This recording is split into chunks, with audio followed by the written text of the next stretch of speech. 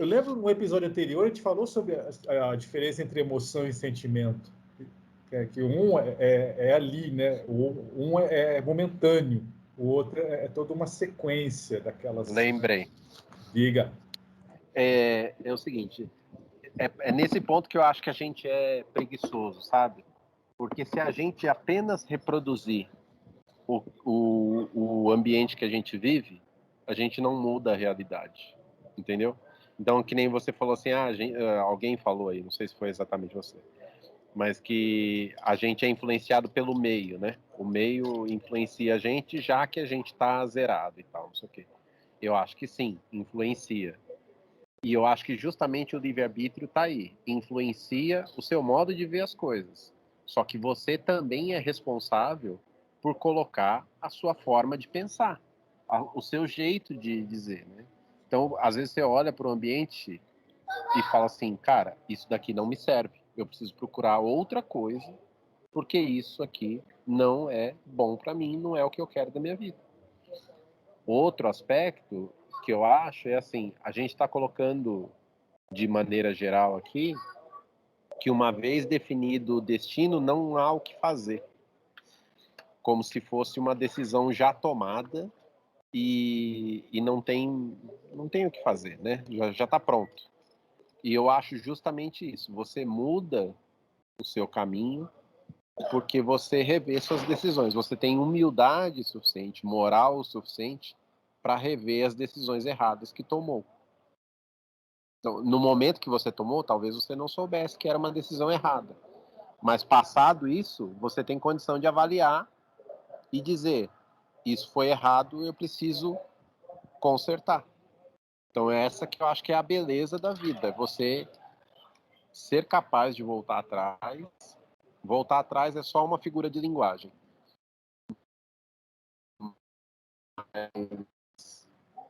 De mudar, entende? De mudar o que você decidiu. Por mais rígido, grandioso que tenha sido essa decisão, você é capaz de desmudar o que você decidiu. De dizer, ó, eu decidi, mas errei.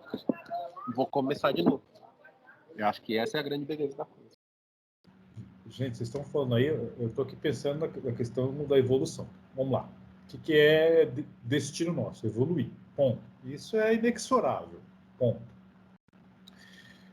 Eu entendo que, aí lá na minha provocação inicial, a evolução, o processo evolutivo, o processo, é meio que uma mistura tanto de Laplace quanto Heisenberg. É tanto determinismo quanto probabilístico. O que é determinístico? Nós vamos evoluir. Como? Cara, tem N probabilidades. Existe um conceito chamado o passo do bêbado.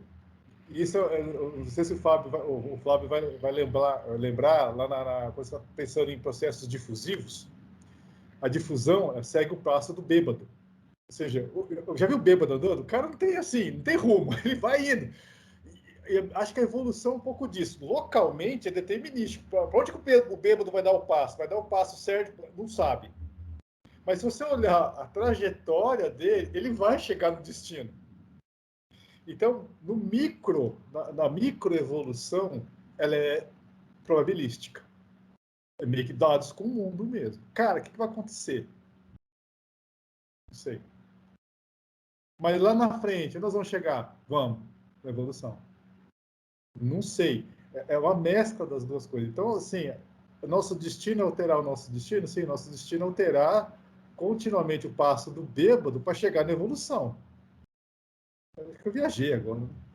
Não, mas eu tô completamente alinhado, Zé, porque quando eu coloquei ali se o instinto ele é certo, então ele é determinista, eu já estava pensando justamente num sistema híbrido. Né? Você começa com determinismo, depois, quando você atinge a consciência ou o livre-arbítrio, você é jogado na probabilidade. Né? E aí a probabilidade é sua e você que se vire para acertar. Né? Que esse é o caso, né? É a mesma coisa que você, olha, vamos para, por exemplo, não sei, vamos sair daqui e vamos para Tóquio. Todo mundo vai pegar o mesmo caminho? Pode ser que o avião faça uma parada no Panamá, na Espanha, sei lá, no Emirados Árabes e chegue lá. Pode ser que seja um voo direto, né? Depende do seu esforço. O avião cai na ilha de Lost. Exatamente. Opa. Também pode ser. Não, mas assim, agora trazendo a coisa para a evolução, de novo, aí já, digamos assim, no terço final aí da discussão, que é da questão do planejamento. Alguém falou lá atrás, né? Não acho que pode deixar ele fora. O que existe é um planejamento reencarnatório. Assim, como é que a gente sabe que nós estamos seguindo à risca o que nós planejamos ou não? Ou isso é irrelevante? Ou seja, até que ponto saber ou não É saber? irrelevante. Mas aí é o passo do bêbado, então? Então, para que planejar? Não, não, acho que não. É irrelevante pelo seguinte: se já está pronto, não tem para que você saber. Entendeu? Já está pronto. Para que você vai se ater a isso? Mas depende do que você considera como planejamento, porque planejamento é uma questão assim de você traçar algumas metas, mas não necessariamente que um planejamento ele está definido.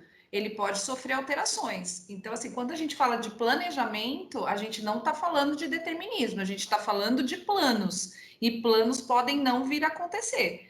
Então, eu acho que é essa a questão. Tem que ficar claro o que é esse planejamento, porque senão a gente fica pensando, não, já está tudo fechado, então você vai passar por isso. Não é assim. Você tem, e eu penso assim, que se você tiver que muito passar por determinada coisa, vão existir caminhos que vão, se não for por um lado, é aquele negócio do joguinho mesmo. Você vai fazendo assim até que você possa chegar, mas isso não quer dizer que você chegue. Pode ser que você escolha. O Zé leu a questão aí, e eu não me recordo exatamente, você não escolhe a prova, você escolhe o gênero. Exatamente. E a gente está falando aqui de provação, né? Porque você só tem direito de escolher quando você está em provação. E a gente esquece que a maioria das pessoas está em expiação. A gente sabe que eu acho que seria um tema legal para a gente discutir só a expiação. Que a gente vai ver quando que existem as reencarnações compulsórias, quando o livre-arbítrio é tolhido, né? E aí a gente também começa a pensar que as pessoas que passam por expiação, elas são muito mais amparadas pela espiritualidade do que quem passa por provação, que é quando o espírito realmente sabe o que vai passar, escolhe, mas ele também pode falhar. Ele está seguro, né? Igual uma prova de escola. Provação, se a gente for ver, ele já está preparado, né? Ele já teve professores que auxiliaram, ele já sabe o caminho, aí depois é com ele. Agora, a expiação, gente, é muita gente passando por expiação, principalmente aqui no Brasil, né? Muita gente. Outro ponto e a gente tem que acolher, né? A gente tem que acolher e ajudar. Porque quem está um pouquinho mais esclarecido tem que ajudar. É aí que entra o sentimento, né? Ou eu passo insensível e falar, tá espiando porque aprontou no passado, né? Porque o espírita tem muito disso, ser insensível, né? Como o Sidney falou, batei, vou ter que morrer de morte morrida. Não é assim. Não tinha aquela novela Morte Morrida, Morte... Né? Então, assim, a gente tem que tomar cuidado com isso, né? Porque até pelo conhecimento que a gente às vezes usa isso de uma forma perversa. Né? Mas tá colhendo o que plantou. Né? Então a gente vê muita frase assim, né? Tem que passar por isso mesmo. Então isso é maldade. Então isso só mostra que só tem intelecto, não tem sentimento. Nem moralidade, né? Porque quem tem uma moral um pouquinho mais elevada auxilia a todos. Então, quando a gente está falando aí de escolher, de livre-arbítrio, a gente está falando dentro da nossa condição de provas e expiações de quem está provando. E aí é que o espírito começa a adquirir moralidade. Quando ele começa a perceber que as escolhas dele foram erradas, a consequência das escolhas dele, que aí ele sabe o que foi bom, o que foi ruim. Aí ele começa a adquirir moralidade, porque é quando ele se sensibiliza, porque ele sentiu na pele. Ou no perispírito. Outro ponto. Você O concluiu, perispírito cara? expande, né, Zé? Se ele aprendeu, se ele adquiriu sentimento nisso, o perispírito expande. Se ele não adquirir, ele fica no mesmo lugar. Fica pequenininho ali, né? Pode falar, sim. Acho que Não, o Flávio também queria falar, parece também. Eu vou Fala assim. voltar ao que eu penso, que é o seguinte: o planejamento ele é teórico, né? Ele é o rascunho ou o papel passado daquilo que você pretende fazer. E a gente não está olhando de novo para a ação, né? Então o que determina a sua evolução é a ação. Então, por mais que esteja planejado, você tem que acordar de manhã ou acordar no corpo e falar assim, bom, beleza, agora chegou o momento de fazer. Então, faça, negão, não tem negociação, né? O que é determinístico é isso, faça. Porque no papel todo plano é lindo, né? Basta você olhar daqui 2 meses que os caras vão começar a fazer campanha aí, no papel tudo funciona. Agora senta e faz para ver. Faça. Que é aquilo, a gente critica muito, né? Cara, você tá criticando? Vai lá e faz. Vai você na Paralimpíada nadar 50 metros de uma piscina sem metade do braço. Duvido que qualquer um de nós aqui saia sem parar pelo menos umas 3 vezes no meio do caminho para respirar. Você quer falar, Flávio? Então, em relação àquela questão do que vocês estavam falando a respeito do planejamento pré-encarnatório, né?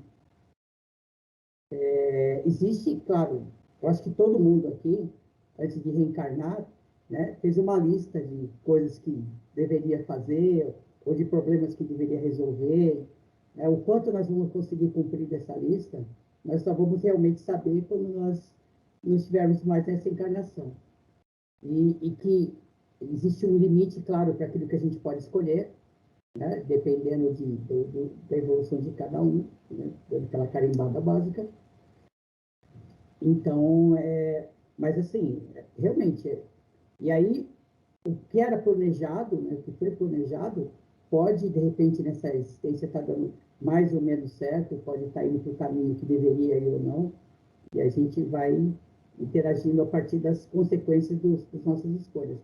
Mas eu queria voltar para a questão inicial. Porque, ok, a gente sabe que o nosso destino é evolução, a gente sabe que o nosso fim, nós vamos chegar lá, a gente não sabe como, mas a gente sabe que a gente vai. Isso aí é o determinismo que nós podemos realmente afirmar. Mas a questão, para mim, é aquela dicotomia entre o que Deus sabe sobre aquilo que nós vamos passar, em detrimento de ser ou não ser uma fatalidade. Eu acho que esse para mim é um ponto.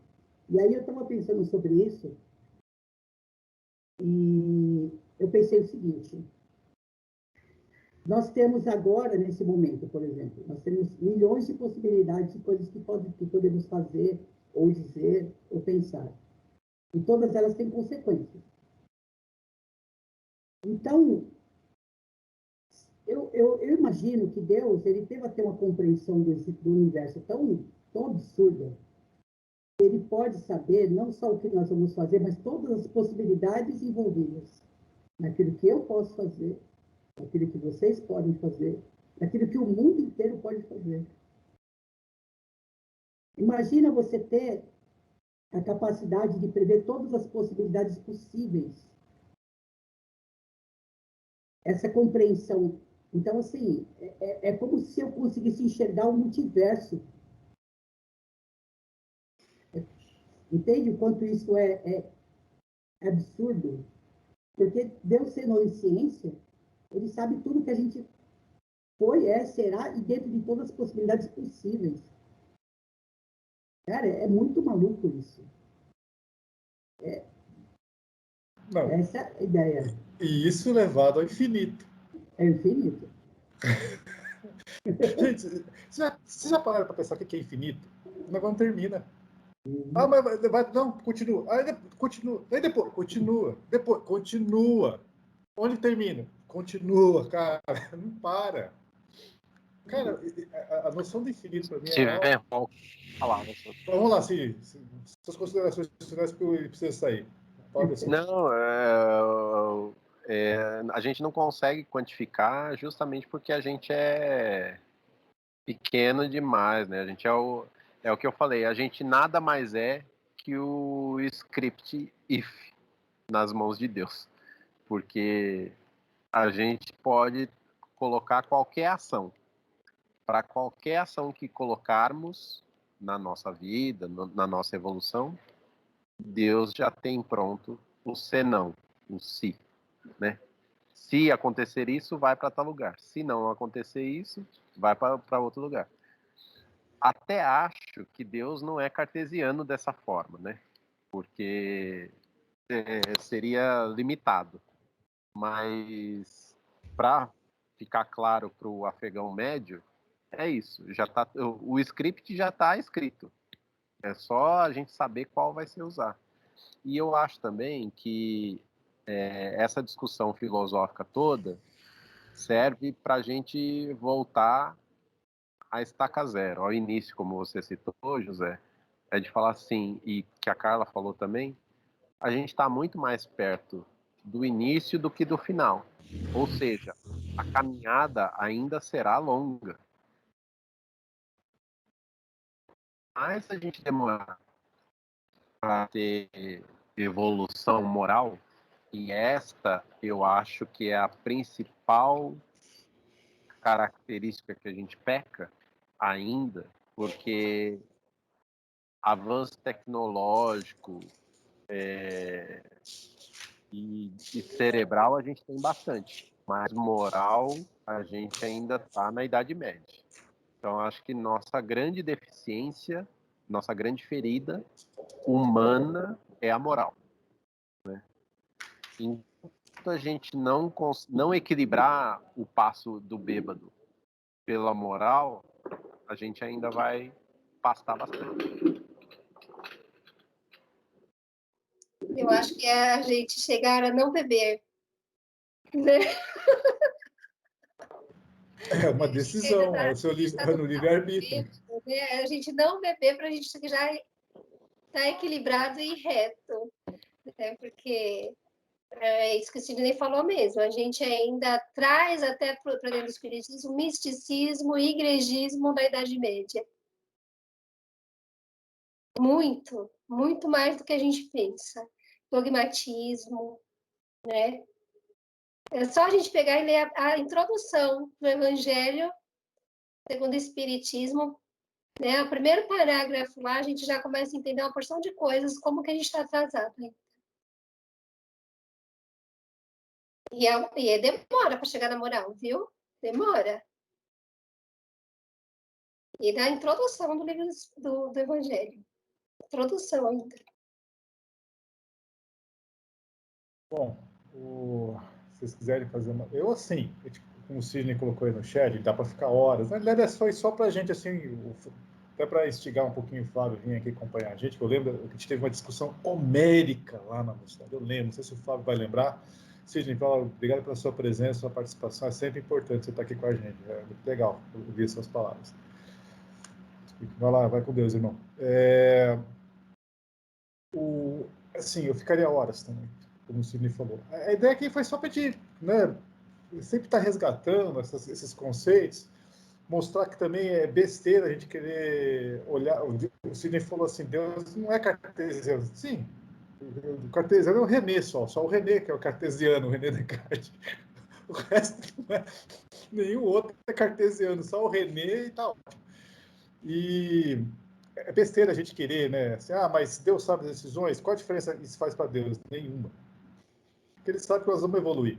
Ponto. Isso é nosso destino. Ponto. Isso é fato. Não sei quem falou, esse é o único determinismo que o Flávio falou. Esse é o único determinismo que nós temos convicto. Nós vamos evoluir. O como, aí é probabilístico. Aí é o passo do bêbado. Como a Clara falou, acho que é interessante. Depois, nos mundos agora, nós estamos primitivos ou de provas de expiação, estão bebendo ainda. Então, é aquele passo do bêbado. Hora evolui, hora não evolui, hora vai, hora não vai. Vai chegar no nome de regeneração que a gente nem vai precisar beber. A gente já vai mais reto.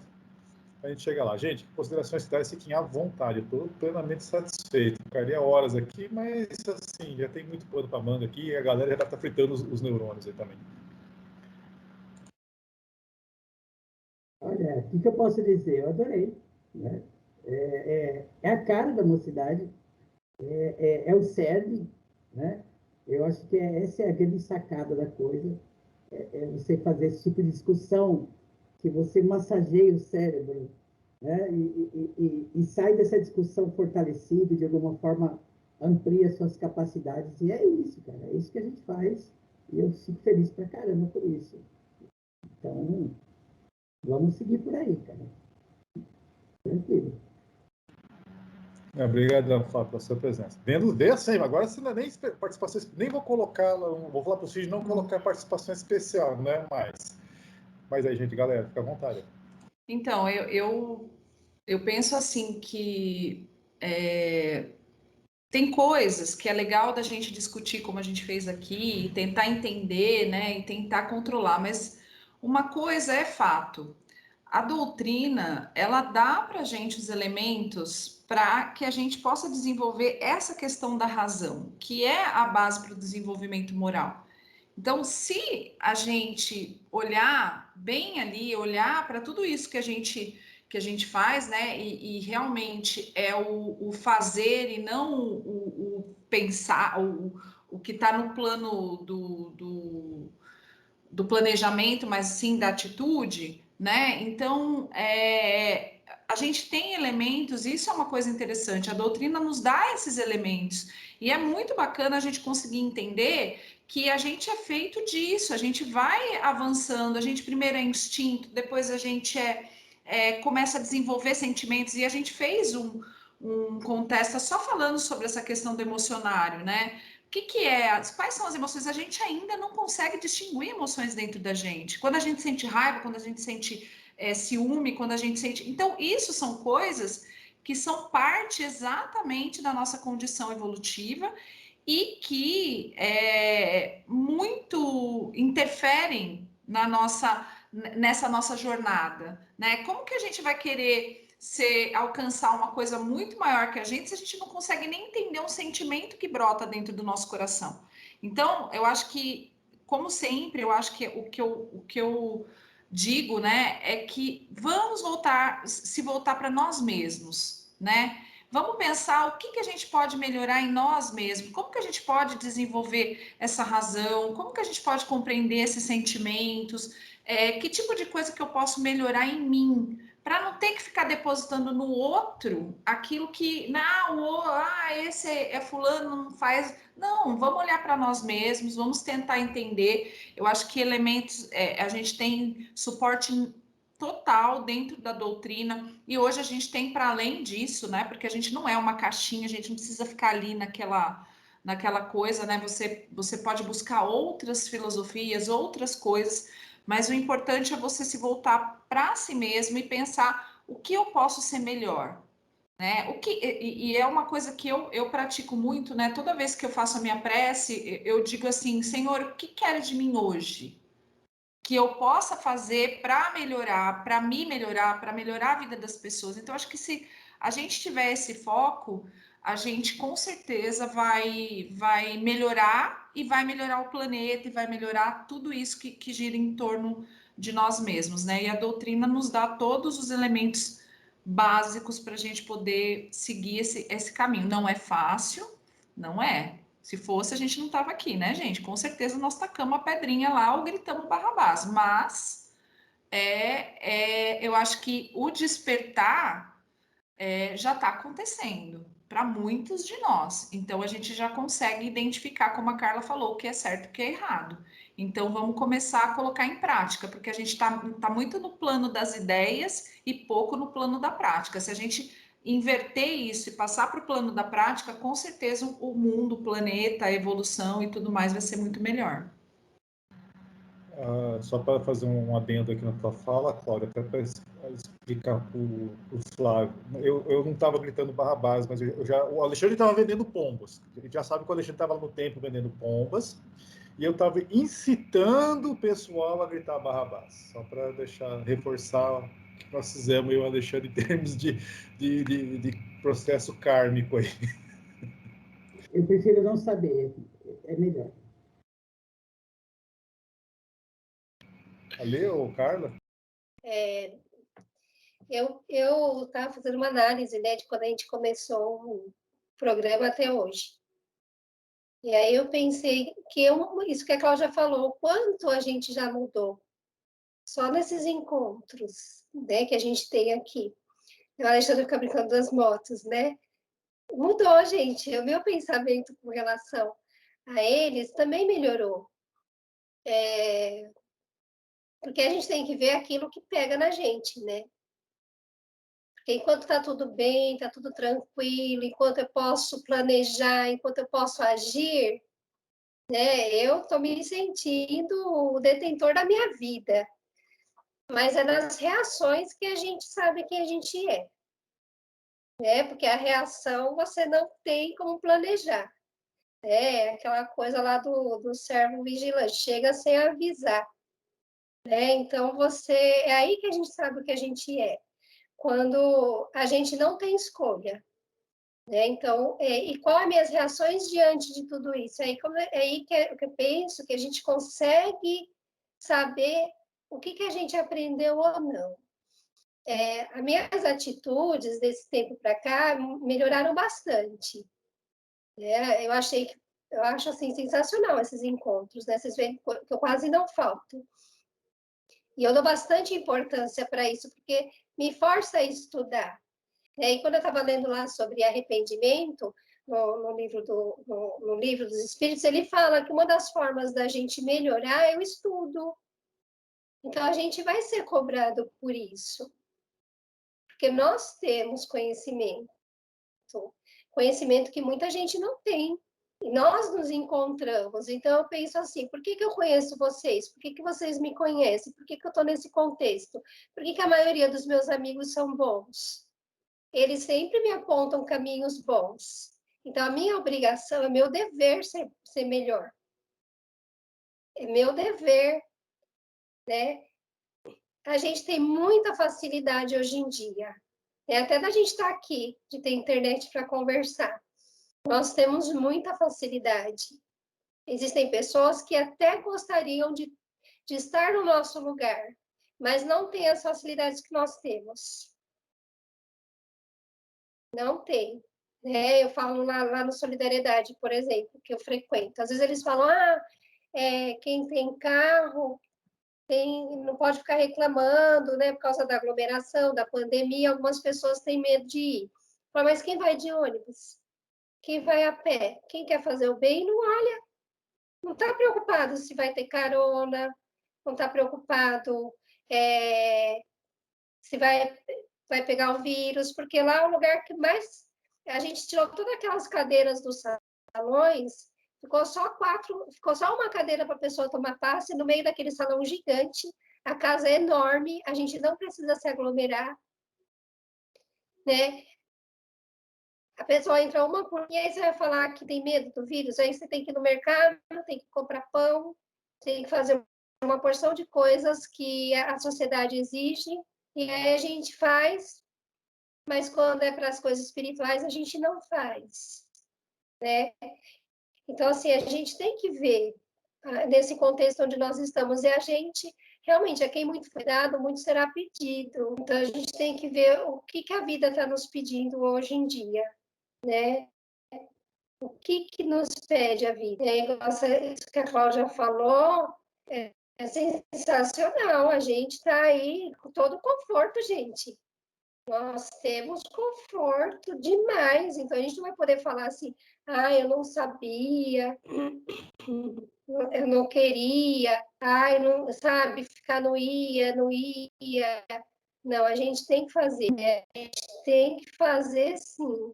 A gente tem que sair das tendências, né? Das coisas repetitivas. Tem que ir para frente, é bola para frente, né? E de livre-arbítrio, a gente ainda pode escolher uma porção de coisas. A gente ainda está nessa fase de escolher, né? A Carla falou um negócio que me lembrou uma frase. Vocês lembram do Fernando? Acho que é a mensagem que ele põe no WhatsApp dele. A Carla falou assim: quem muito foi dado, muito será cobrado. De fato, aí, pegando para o tempo, nós somos livres para escolher. Nós somos escravos das nossas escolhas. Ou seja, a gente é livre para escolher, mas o determinismo da nossa escolha vai incidir sobre nós. Alexandre? Sobrou nada, né? Mas eu tô pensando aqui, né? Assim, tentando fazer mil coisas passando na mente, mas estou tentando fazer um apanhado aqui para a gente poder tentar chegar em algum lugar nessa discussão, porque a discussão ela é muito aberta, né? Então eu imagino assim que nós somos uma bola de boliche e o nosso destino é chegar lá nos pinos, né? E Deus, para nos ajudar, sobe aquela proteçãozinha para que a gente não caia na canaleta, né? Então a gente pode bater um lado no outro, e nós vamos atingir os pinos, né? Só que aí me traz outro tipo de analogia, né? Qual que é o limite do erro? O quão forte a gente consegue errar? E se a gente tem um limite para errar, o quão forte a gente consegue acertar também, né? E aí eu chego à seguinte conclusão, que eu sou bastante socrático, não o doutor, mas o filósofo, e sei que nada sei, né? Quanto mais eu tento, mais eu sei que eu não conheço as coisas. Então, resumindo a nossa pequenez, eu acho que muito a gente pensa, nós pensamos demais para fazer as coisas. E no final a receita é uma só. A gente não tem que ficar pensando demais para fazer. A gente tem que se concentrar em fazer o bem. Só. Só isso. Né? Não precisa ficar rodeando, não precisa ficar pensando, não precisa ficar batendo, não precisa ficar raciocinando. Faça o bem. Faça a caridade, faça para o outro aquilo que você gostaria que o outro fizesse para você. O resto a gente vai saber lá no final, né? No nosso destino. No final da nossa jornada, a gente vai saber o quão certo, o quão errado, o quão a gente viajou na maionese nas nossas ideias, ou o quão a gente acertou, né, dentro da nossa limitação. Assim, a gente só vai saber lá no final, né? Então, menos, né? Menos. Não vamos tentar compreender Deus com essa cabecinha humana que a gente tem, porque não vai rolar. Não mesmo. Bom, gente, é isso aí. Obrigado pela companhia de vocês. Tá? Eu só vou aqui terminar falando uma coisa aqui, parafraseando a Gilberto Gil, né, nessa questão do determinismo, do destino. Ele fala que o meu caminho pelo mundo é o mesmo traço, a Bahia já me deu régua e compasso, e para você que me esqueceu, aquele abraço. Tá, gente? Então fiquem com Deus, aquele abraço e até a próxima.